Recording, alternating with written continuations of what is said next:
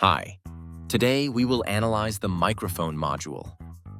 The microphone module works according to the following principle.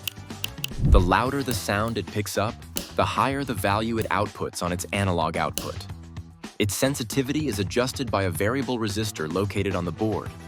Also, some versions of microphone modules have a fourth pin, a digital one. We'll talk about it later.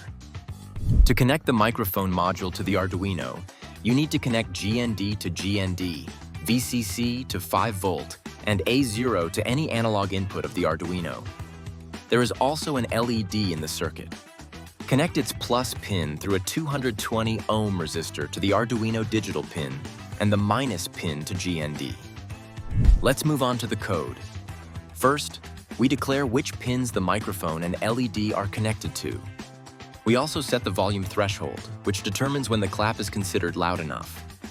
The LED state variable stores the state of the LED. In the setup function, we start serial communication to output the sound level to the port monitor. We also configure the LED pin as an output. In the loop function, we continuously read the value from the microphone and output it to the port monitor. If the sound level exceeds the threshold, we change the state of the LED. The digital write command changes the state of the LED. We also add a delay to eliminate false positives. Now let's check how it works. The LED turns on with a clap and turns off in the same way. Let's move on to the promised fourth pin. It's digital, meaning it gives either a 0 or a 1 at the output. To set it up, you need to turn the microphone's variable resistor. The built-in LED on the board will help you understand whether we have changed the resistance enough.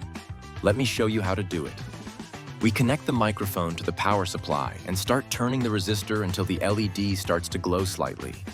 Now we connect the microphone in the same way as before, but instead of connecting it to the analog input, we use its digital output and connect it to pin D7 on the Arduino. In the code, we use the digital output of the microphone, not the analog one. In the setup function, we configure the mic pin as an input. In the loop function, we read the digital signal. The test is now easier. If mic value is 1, it means that the microphone has detected sound, and we change the state of the LED. Let's move on to the test. The LED turns on and off in the same way.